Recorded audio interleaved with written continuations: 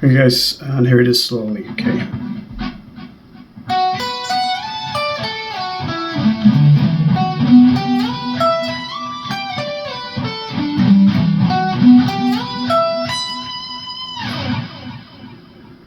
Okay guys, here's the tutorial for what I've just played in this fifth exercise.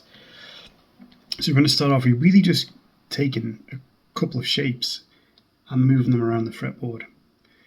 So the two shapes really is this, just down here, G string on fret 11, and then the second finger I'm using is playing the B string on fret 12 on my.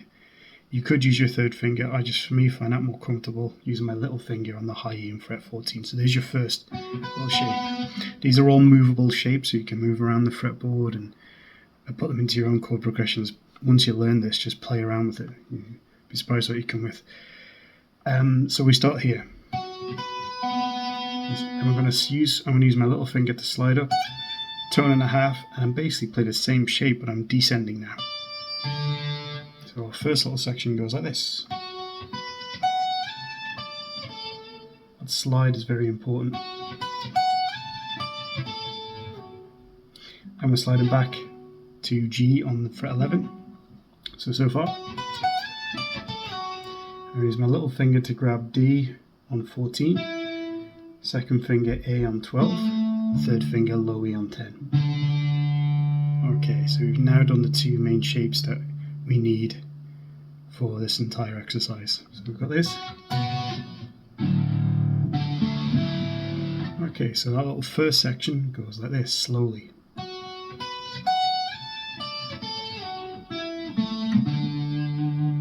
And we're going to up a tone, play the same shape we played before, but we're just going to descend this time. Well, we start low E, then go down to D, 16, and then back up to our A and 14. Slowly.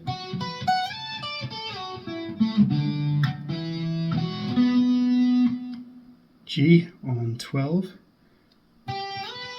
slide up to 16, and we've got second finger holding down the B, and my little finger is going to play fret 19 and a high E, which is the same shape we started with. We're now just playing it in this position. Slide up a tone and a half. So we've got same shape, we're just going to descend it this time. Back from the G, back to fret 16. Little finger grabbing the D here on fret 19, second finger grabbing the A on 17, and index grabbing the low E on fret 15. I'm going to play this shape again on the top three strings, and we're going to start on a low E, grab the D on 16, and back to 14. G on fret 12, slide up to 16, B on 17, and a high E on 19 to finish. The key with this really is these shapes are all movable. Once you get this exercise down, make up your own chord progressions and use them and have a play about, get it into your own playing. Getting the slides correct and in time is a challenge if you're new to that kind of thing. But there's an element of sweep picking and string skipping in parts, and it's great for developing coordination between the left and right hand. So it's helped me out a lot, this one. So let me play it slowly for you.